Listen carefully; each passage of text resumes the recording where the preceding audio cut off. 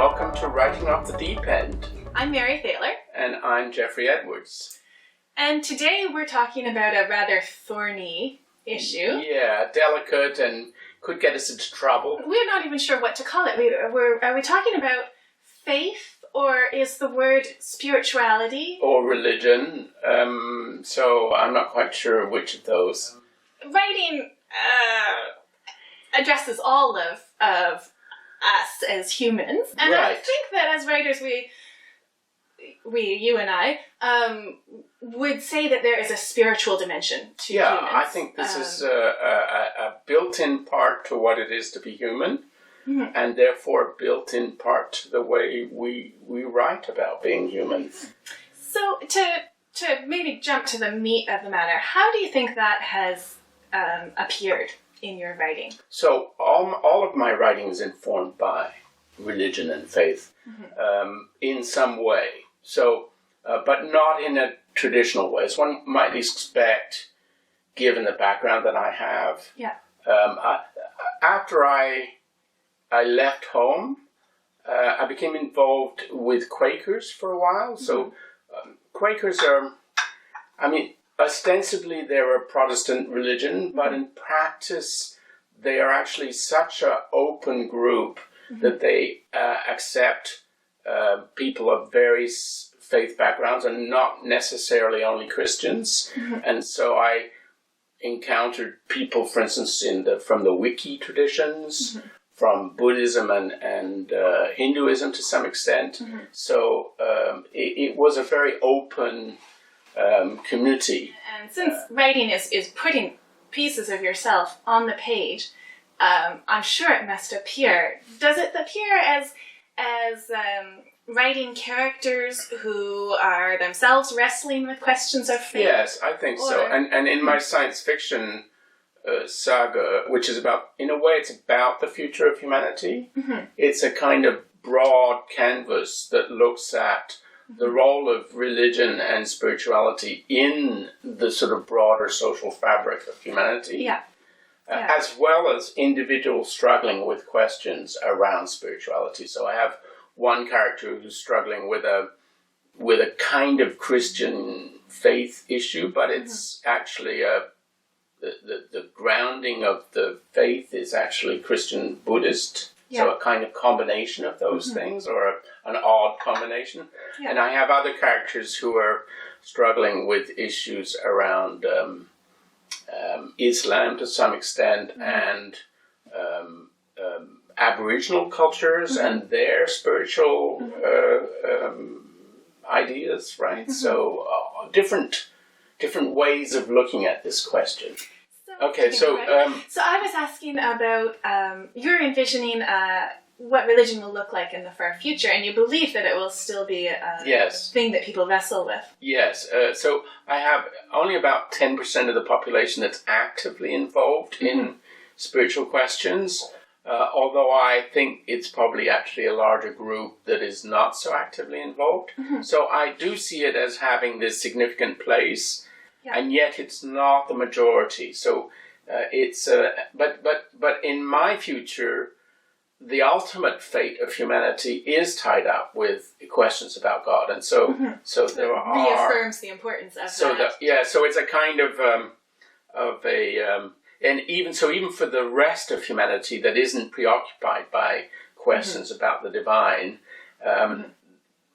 like it or not, they're affected by these questions. So you've touched on something, because we've talked about one way that faith can show up in your writing is that you can have characters who are preoccupied with faith and think about faith.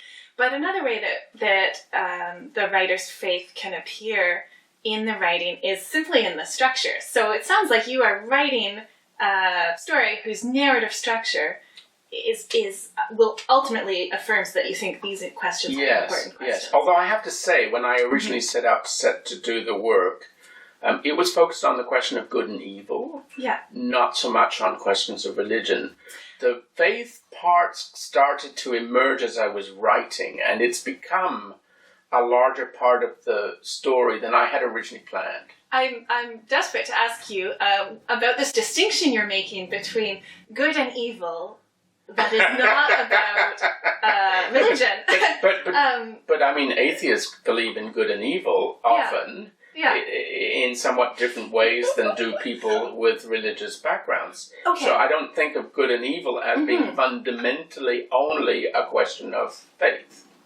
That's interesting. Okay. Although perhaps are we? Is it a spiritual question though? Like as we're defining it, perhaps the broader category of spiritual. And certainly the way it comes into my story, because the character who ends up doing very bad things is somehow not honoring humanity and spirit, right? So there is a relationship between them. Yeah. Right. Interesting. So you also have a strong, in your current ongoing practice, you're quite involved in in one religious community, if not more than one. Yeah, I was raised a devout Christian, and I'm still a devout Christian. I was raised in a household where it permeated every aspect of life. Lots of things were related to faith in an everyday sense. The idea that, and in a Christian context, but the idea that all humans are beloved of God, and so trying to make decisions in everyday life that acted out the love of God to his children. And so I think that,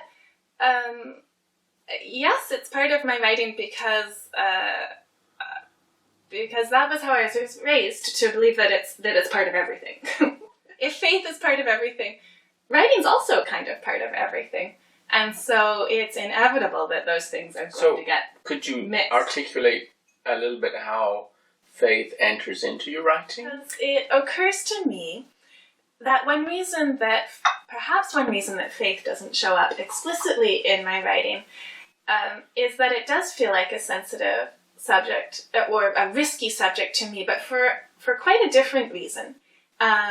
Because I come from a faith tradition that has, and this is going to sound perhaps strange and old-fashioned too, but a strong prescription against graven images, which was interpreted widely as making artwork about the divine in many traditions. So I come from a region where churches are very plain, very undecorated. I now go to an Anglican church that has lovely stained glass windows.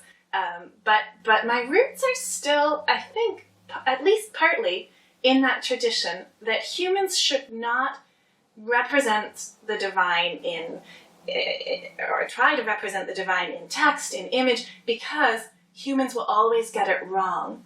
And we risk substituting that the image that we've created, we risk looking at that and thinking, oh, that must be what God looks like, and start trying to put God into boxes because of that.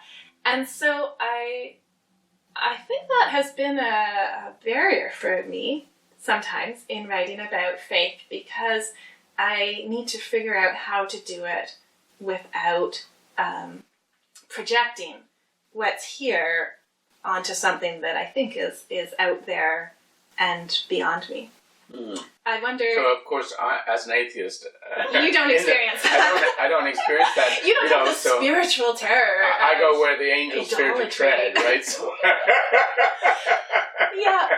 I often think it's odd that somebody who grew up out of an atheist background spends so much time writing about these matters. Yeah, why do you think that is? So you are atheist, but you think it's important. Can you explain that? Am I atheist? More? I'm not entirely sure that's true anymore. Was there a journey from pure atheism to doubt and question? I'm certainly not Christian. I definitely but exactly what I am, I'm not sure. Okay. So some of the writing I've done. So I've done one book where I've looked at how to integrate all the different religions. So including things that appear not to be easily integratable, like Buddhism, Taoism, spiritual practice, shamanism. Yeah.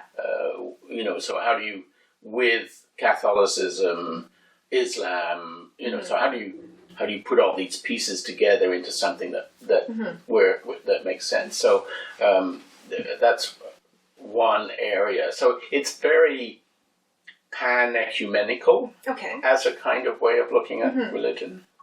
So to be thinking about it at that very high level, you must be thinking about questions like, what is it for? I'm going to answer your question, but it's going to be slightly a roundabout way. Take the long way. So this idea that because scientists tend to think, and I did for many years, that the underlying world is dead, and life emerged out of through this complexification process. But I read Teilhard de Chardin many years ago with this idea that maybe consciousness is built into the universe from the bottom up. That even atoms have a small amount of consciousness. And I think I've come round to that kind of a perspective. So I kind of tend to think that the universe has a kind of soul at the bottom, and it infiltrates everything up through. Where exactly God is and all that, I'm still not sure. But so what is the purpose? It's this. In a way, the purpose is our own struggle with making sense of our lives in relationship to the larger universe. I mean, that's, in a way, the purpose. So see you next time, and don't forget to subscribe. And if you're watching the podcast or listening to the podcast, come back and listen to us again. Bye-bye. Bye.